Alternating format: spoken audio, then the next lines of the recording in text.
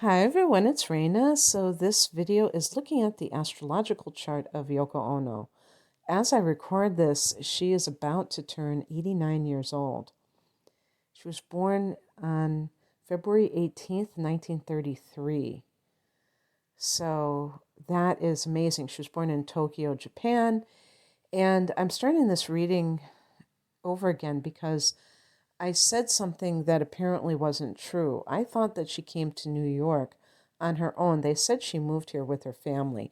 She did go to college in the United States, so that's probably why she moved here uh, in the first place. But I guess her family came as well. I thought that she was rebellious and doing her own thing because she did come from a prominent family. I think her father was a banker or something along those lines, and I believe she came from wealth. And when she was living in New York after having gone to college, I read a biography of hers, and I think they said she was living in a cold water flat. So that's what we call slumming it. But they use that term when people have the means to do otherwise. And it's kind of like, oh, look at me. I'm not part of the bourgeois. I'm not bougie. So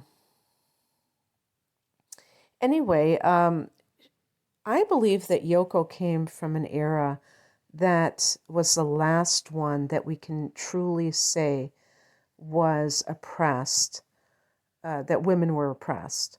And that is the generation of the 30s, women who were born in the 30s. And you have women like Jane Fonda, and I think she was born was she born in the 30s too? I can't remember. Probably. And if you look at these women who are now in their 80s, really, they tend to be the ones that really were pushing for women's liberation, which was a movement that began around 1970. And there were, of course, there were always rumblings before then, but that's when it really kicked off in a big way. These women would have been in their 30s by then. And to me, that was an organic movement. That was not co opted by anybody else, there wasn't an ulterior motive. And so to me, that is totally legit. When I hear women whining about being oppressed in the United States, at least in 2022, I'm not having that at all. These were the women who had to deal with that, and all you have to do is look on YouTube at videos from I'm talking about like commercials from the 50s and early 60s and so-called educational videos, more like brainwashing, trying to put the women in their place in the home as if that's the only place where they should be. Yes, I do think that there was a lot of indoctrination, and Yoko is a triple masculine sign. Her sun is at 29 degrees of Aquarius. I was kind of surprised. Now, she was born on February 18th, and that is the usual date for the sun to go into Pisces. Not all the time will it do that, but it seems like it does that a lot. But, I shouldn't be that surprised because she would have been 0 degrees of Pisces. It's not that big of a difference. So her moon is at 11 degrees of Sag, and she has Libra rising. One of the interesting discoveries of this is having Libra rising for Yoko, because the rising sign is the cusp of the first house. And the first house is the house of the self. So the rising sign can oftentimes give a window into the person's appearance. and how they like to dress, what their look is like. Libra and Taurus rising people, because their ruler is Venus, and your ruler is the ruler of the ascendant, will tend to be physically attractive. I have Taurus rising myself, but Libra is the more, to me, I'm going to piss off some people, but I'll say the classier rising sign sometimes, because a Taurus woman may like to be more provocative in her dress, and a Libra woman may be more elegant, because Taurus is an earth sign. And I'm saying this about myself, not now, but, back in the day, for sure. So I think Miley Cyrus has Taurus rising. And I believe Britney Spears has Libra rising. So that can give you a little bit of contrast between those two performers, who, by the way, are both Sun and Sagittarius people. So, in any case,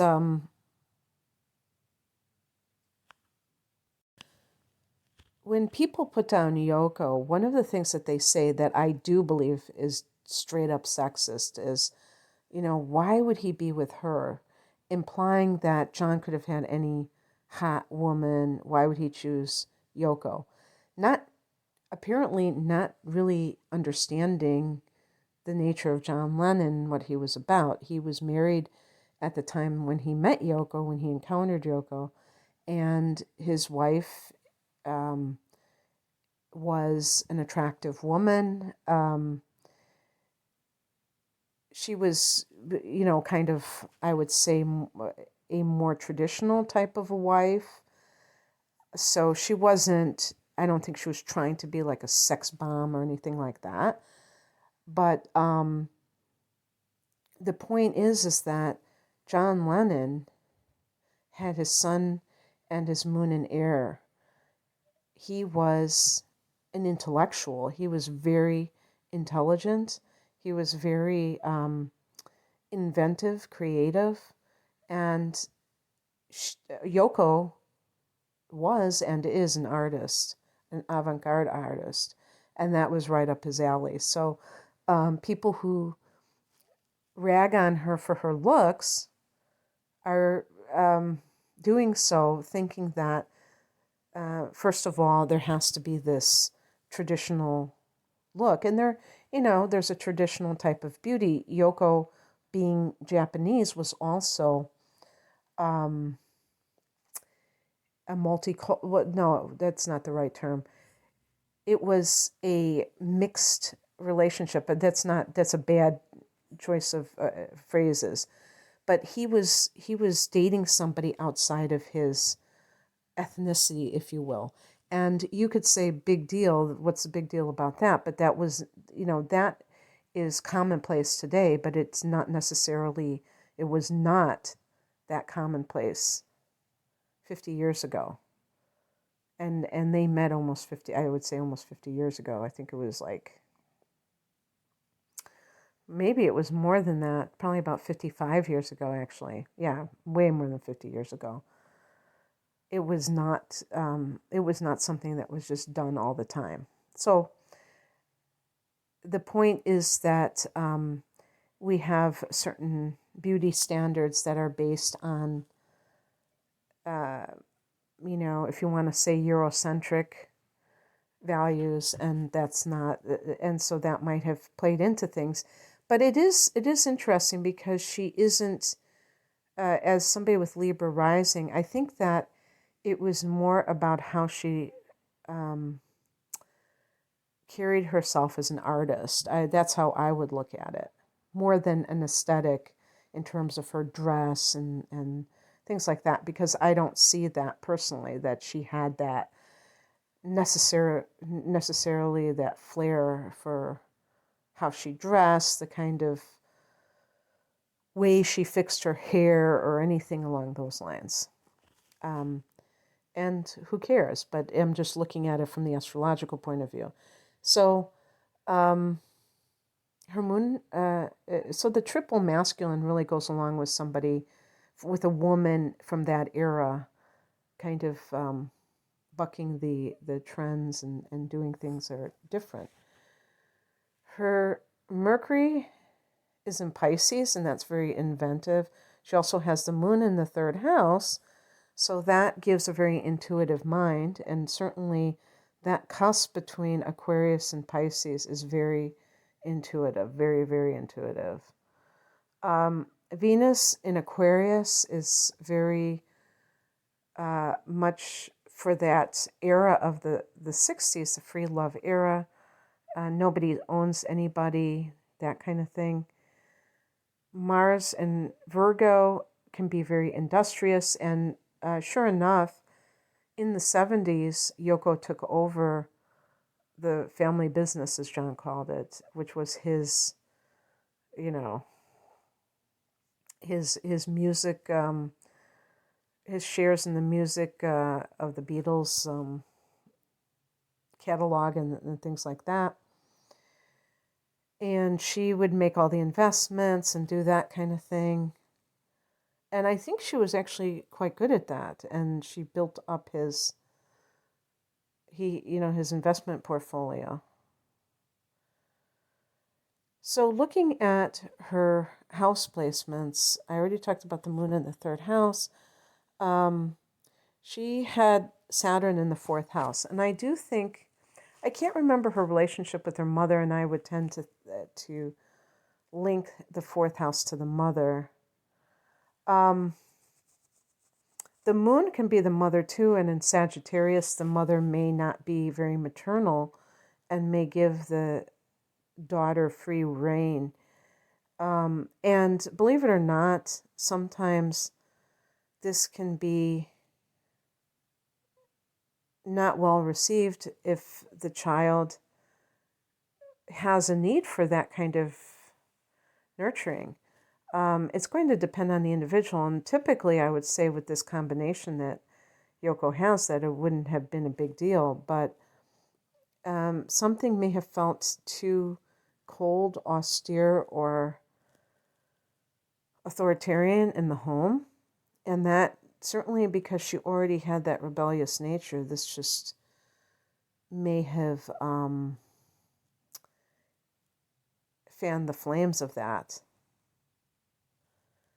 And in the fifth house, she has a lot. She's got a stellium, she's got the sun here, and these are personal planets.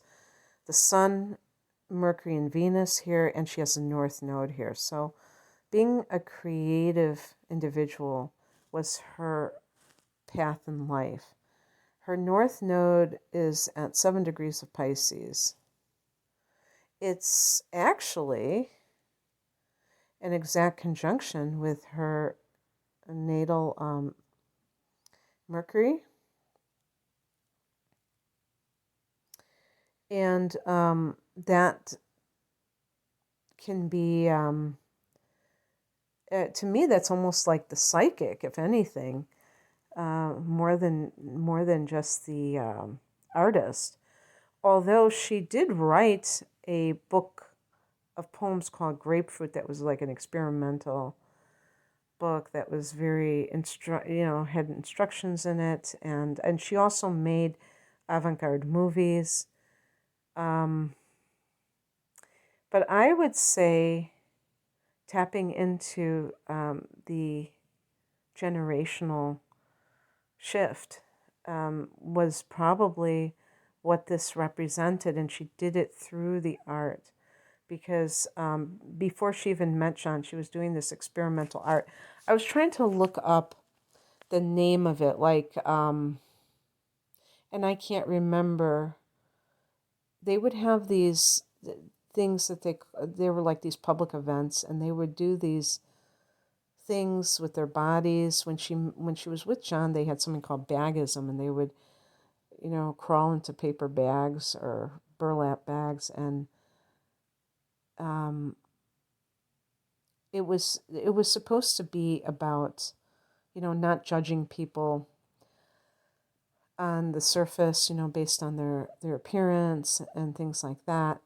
But she had things before that she did that were like conceptual art that was kind of like guerrilla theater, being out in the street and doing like these crazy things. And in the 60s, people were doing things like that. And it's a form of creative self-expression, but it's almost political as well.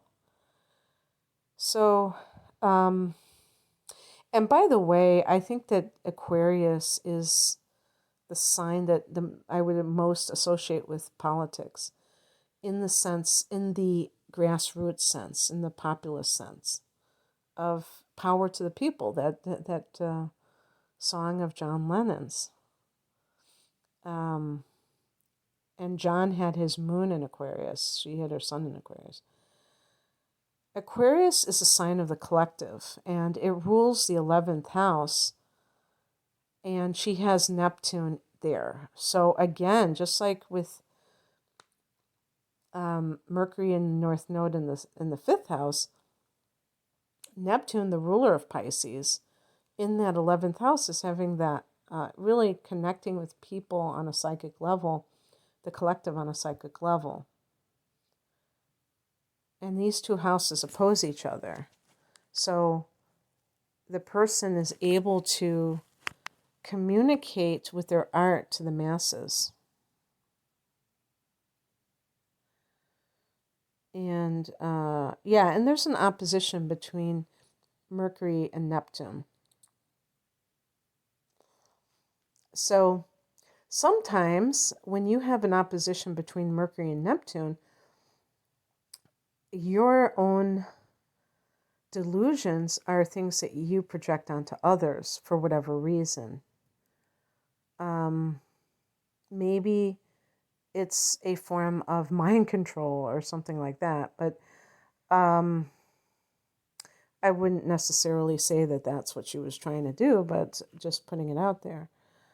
But yeah, anybody who has a stellium in the 5th house, and she's got the sun here, so that certainly is that heavenly body that is associated with the artist. It rules the 5th house, the sun. And it's also very romantic. So love is a big part of these people's lives. She has Venus here, same. Somebody who can appreciate art. One thing that I agree with that Yoko said once was, she said everybody's an artist or something to that effect. And the thing is about not judging your work, whatever it is that you're doing, not judging it and making it that it has to be a certain way, or if it's not good enough, but just to be a creator. And that certainly, I can see why that would be her mantra if she has all these planets in the 5th house. And the North Node in the 5th house can even be, to me, like a soulmate, like somebody that you love, that you were meant to love. But this is very intellectual. I mean, with Mercury here, there is an intellectual side where the person's able to analyze art too. And this is also the house of children. She did have 2 children in her life. Her daughter, Yoko, was taken by the father when Yoko was with John. And the father, I think they joined like some kind of a religious cult for a while. And I don't know, Yoko did meet with her. I think she might have been reunited with her as an adult. I don't know all I can't remember those details, but that was kind of a strange situation. As I recall, he did that in order to keep Kyoko away from John and Yoko. He might have considered them bad influences at the time, with drug usage or what have you. So, looking at the seventh house, she has Uranus, and I just said that she has Venus in Aquarius. Venus is the ruler of the seventh house, and Uranus is the ruler of Aquarius. So, this is somebody who's not necessarily into monogamy, and she did encourage John to be with their assistant for a while. I think she wanted to get him out of her hair. Maybe she was tired of having that intense type of relationship. I mean, that's all speculation, but May Pang was the name of the woman that John was with in the mid 70s or the early to mid 70s. And, nowadays we have things like polyamory, where people, like open marriages, but they're ethical open marriages, where it's like they're going into it with this kind of agreement that they're not going to necessarily be monogamous. And to me, I don't have an issue with it. I might not do it, but if somebody else wants to do that, that's their thing, as long as they're being open and honest and one person doesn't feel coerced, then I don't have a problem with it. In the eighth house, she has Chiron. And that's interesting because that can indicate a wound of some kind of traumatic nature. The eighth house can involve abuse of power. And remember that I said Saturn in the fourth house. The eighth house can be about death. I don't think she lost either of her parents at an early age, but it can be sex. And so there could be, if somebody has Chiron in the eighth, they may have suffered sexual abuse. And I would say especially if it's someone in a position of authority, where that is happening. And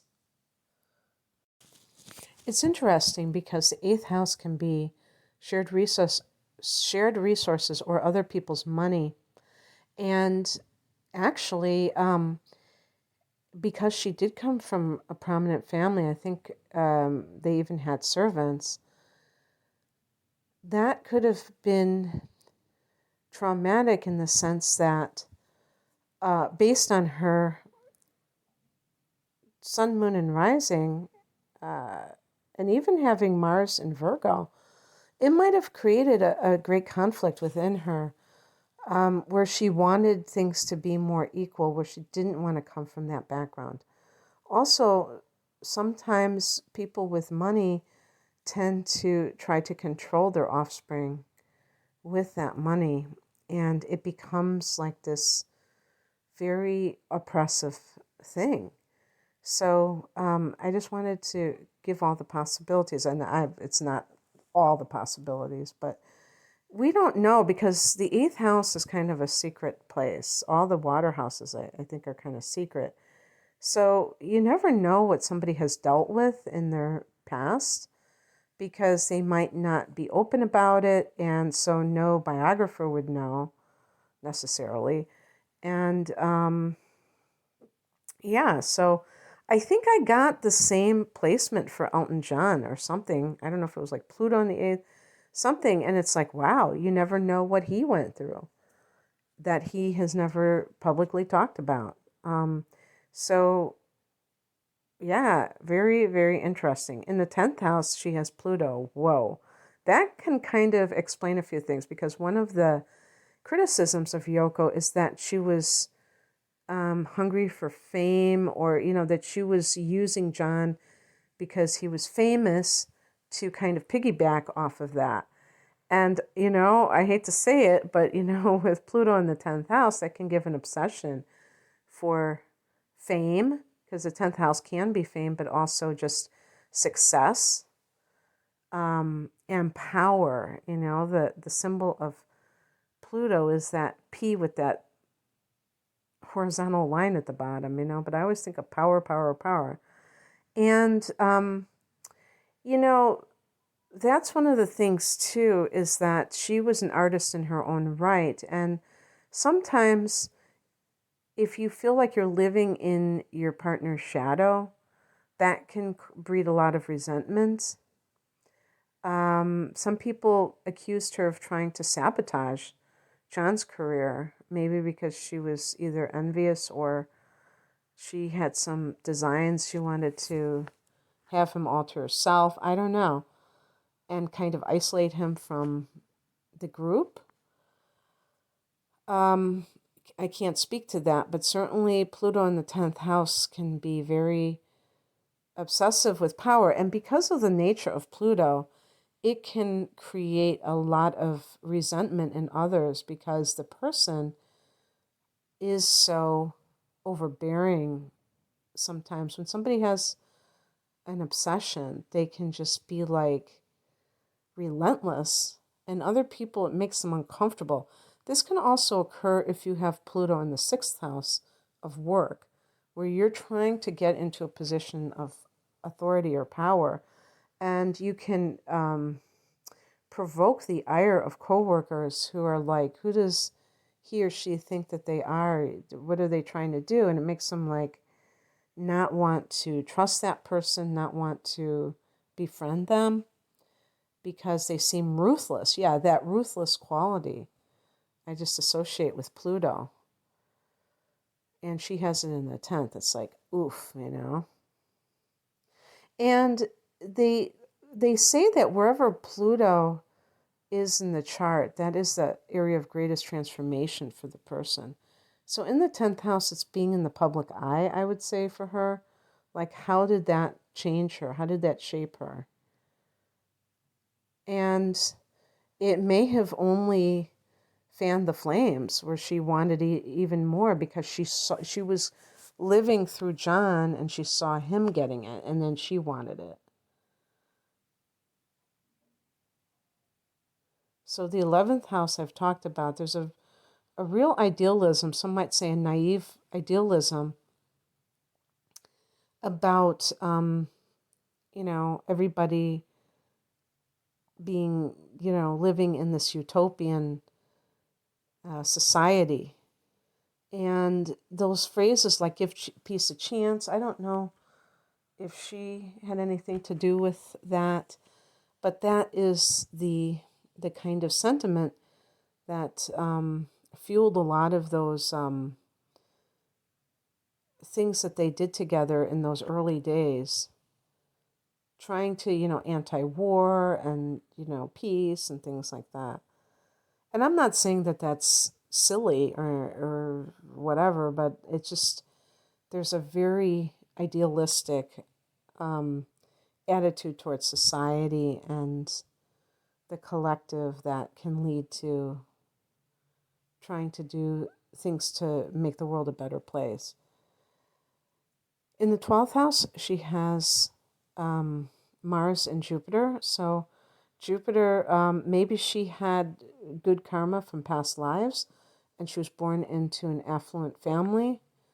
I think sometimes that's a double-edged sword. It's not always, being born into privilege isn't necessarily just a perfect life. So, but just in other ways, she may always have had a guardian angel.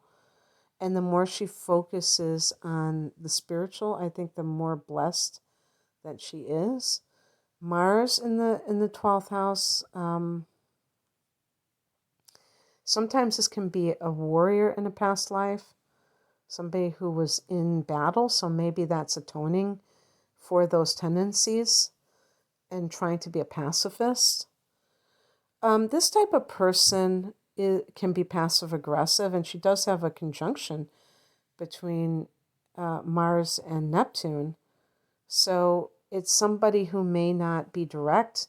The Japanese culture is known for this type of behavior. I would say Asian culture in general, but it is going to vary, obviously, from country to country, where being direct isn't really how people do things. And so she may have come from an environment where it wasn't safe to express one's anger, so she kept it inside.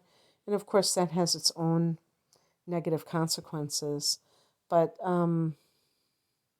she may prefer to do things in secret or, behind the scenes.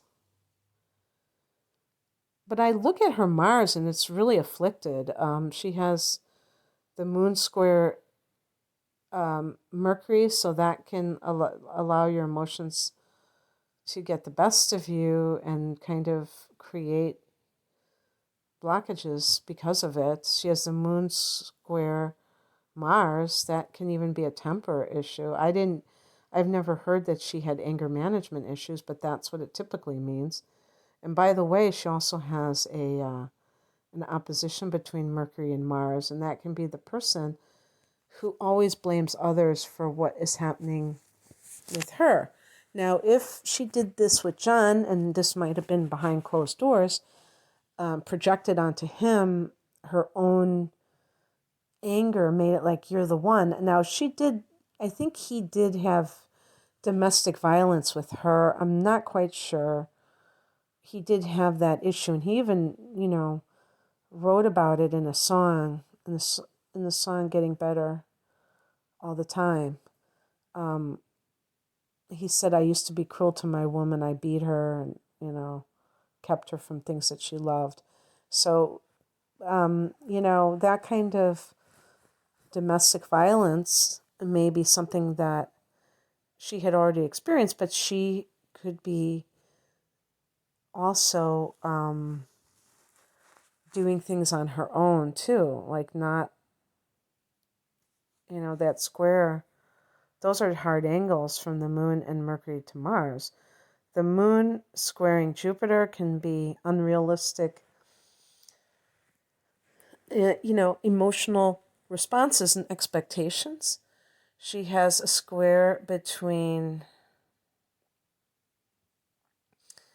the moon and Pluto. I'm sorry, the moon and Neptune. And that's somebody who is, can be emotionally deluded. People who have the moon square Neptune can really experience a lot of disillusionment. I think she was a shopaholic, and maybe that's because of the Sag and the Libra energy. And she bought a lot of things. I think a lot of things were for collecting and they were for investment purposes. I thought that she had Taurus somewhere, and it's not the case, I guess. But in any case, that might have been why she was the way that she was trying to, I'm talking about with material things, that she was always trying to find this transcendent experience through whatever and always being disillusioned.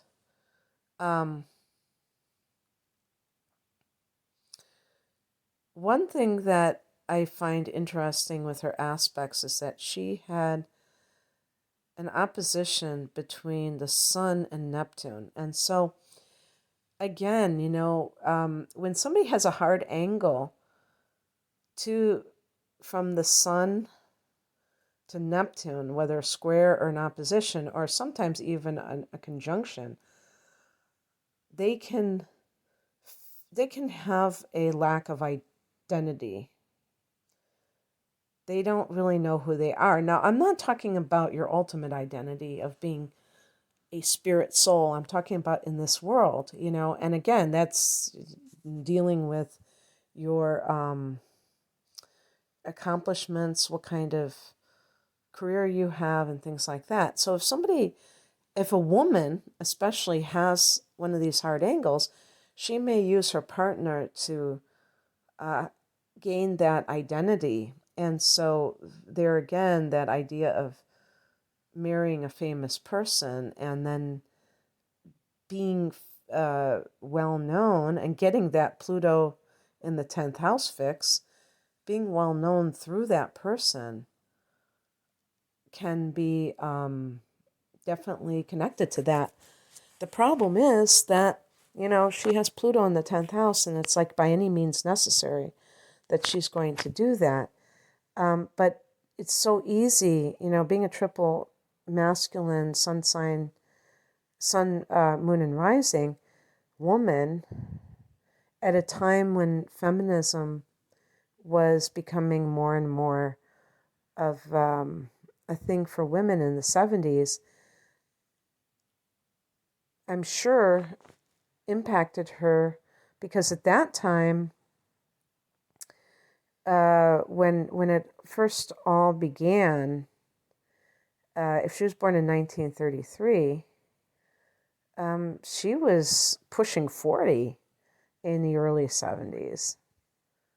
So she was not a young adult by then.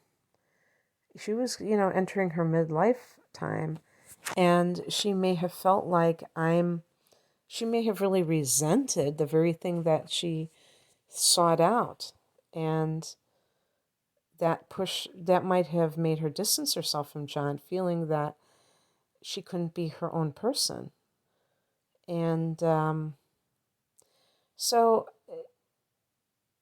people are complicated, and it's easy to judge things on the surface. We don't know. There's all kinds of things and conspiracy theories about her and everything, surrounding their relationship. And I have my own questions regarding these things, because I do think that John, in the 70s, he really checked out for a while. And to me, it's no coincidence that he was murdered right before the album came out, because Ronald Reagan had just been elected president, like 2 months before he died. And the 80s were a time of the Cold War coming back into reality. And there's no doubt that John would have been on the forefront of those kinds of activists, in front of, in terms of that activism. So, the vice president of Ronald Reagan just so happened to be the head of the CIA before that. So I'm going to leave that right there. So there certainly could be a lot of other things swirling around.